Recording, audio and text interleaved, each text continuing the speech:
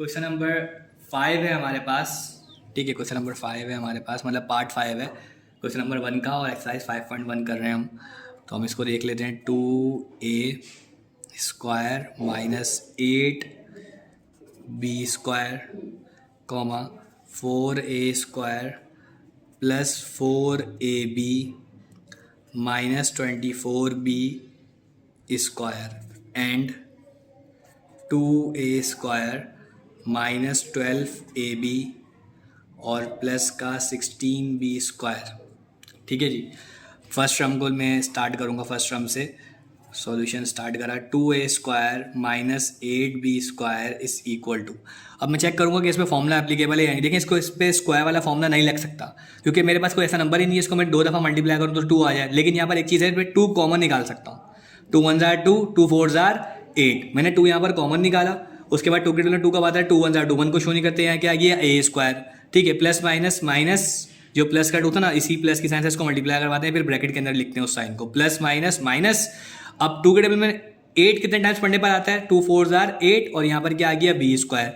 अब देखें, ये easily a square minus b square वाले फॉर्मूले में एडजस्ट हो सकता है। देखें कैसे, यहाँ मैं इसको a स्क्वायर को a से ब्रेक करूँगा और 4b स्क्वायर को 2b से ब्रेक करूँगा। ये देखें ऐसे करके। अब मेरे पास इजीली मैं इसे लिख सकता हूँ एक दफ़ा प्लस में और एक दफ़ा माइनस के अंदर। मैं इसे लिख सकता हूँ एक दफ़ा प्लस में और एक दफ़ा माइनस में। उसके बाद हमारी सेकंड टर्म है, इसके आगे सॉल्व नहीं हो सकता बस, क्योंकि हमारे पास वैल्यू लीनियर फॉर्म में आ चुकी है और सिंप्लीफाई हो चुकी है। ठीक है, अब हम सेकंड टर्म उठाएंगे अपनी। 4a square plus 4ab minus 24b square. अब यहाँ पे मैं इसे वैल्यू को और सिंपल करने के लिए मैं 4 कॉमन ले सकता हूँ। देखें 4 के टेबल में 4 कब आता है? 4 1 4, 1 को शो नहीं करते। प्लस प्लस प्लस, क्योंकि प्लस का 4 कॉमन लेते तो प्लस प्लस और प्लस। 4 के टेबल में 4 कब आता है? 4 1 4, 1 को शो नहीं करते। Plus minus minus. 4 के टेबल में 24 कब आता है? 6 4 24 और 4 6 24। यहाँ पर क्या आ जाएगा? b square.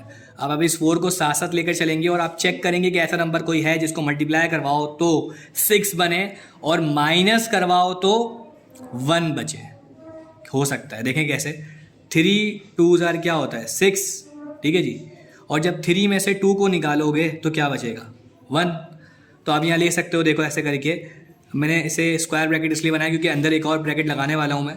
तो यहाँ पर मैं लिखूँगा 3 - 2 और ए बी, क्योंकि ब्रेक कर रहा हूँ मैं, ए बी ब्रैकेट से बाहर चले जाएगा, minus 6b square as it is.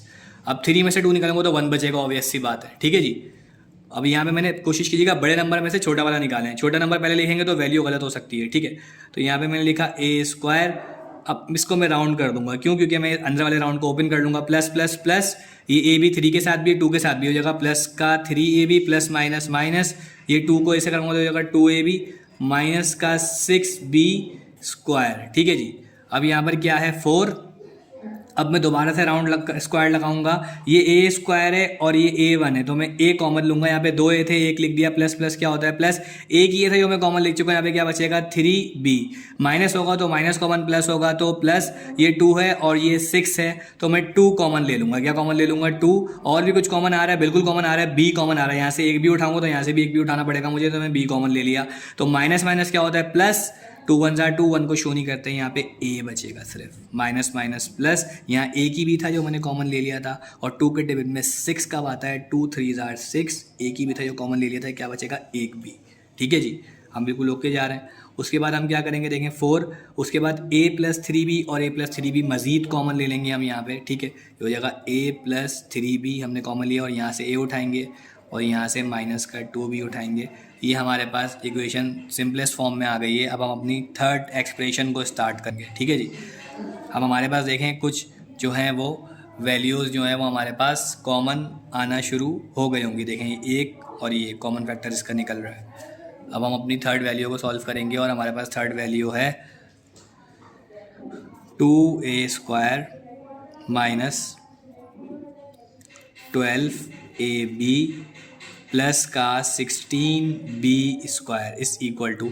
यहाँ पर भी देखें मैं 2 कॉमन ले सकता हूँ। अगर मैं और से देखूँ तो मैं यहाँ 2 कॉमन ले लूँगा, क्योंकि 2 के टेबल में 2 कब आता है? 2 1 2, 1 को शो नहीं करते। प्लस माइनस माइनस, 2 के टेबल में 12 कब आता है? 2 6 12, यहाँ आ जाएगा 6ab। 2 के टेबल में 16 कब आता है? 8 जार 16, यहाँ आ जाएगा बी स्क्वायर। ठीक है जी।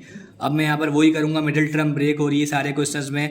8 1 जार 8, ऐसा नंबर ढूंढना है जिसको मल्टीप्लाई करूँ तो 8 बने और प्लस करूँ तो 6 बने। तो 4 2 जार क्या होता है 8, और जब 4 में 2 को प्लस करेंगे तो क्या बनेगा 6। तो ए स्क्वायर को मैंने एज इट इज कॉपी किया, माइनस लिखा, मैंने मिडिल टर्म ब्रेक कर दिया।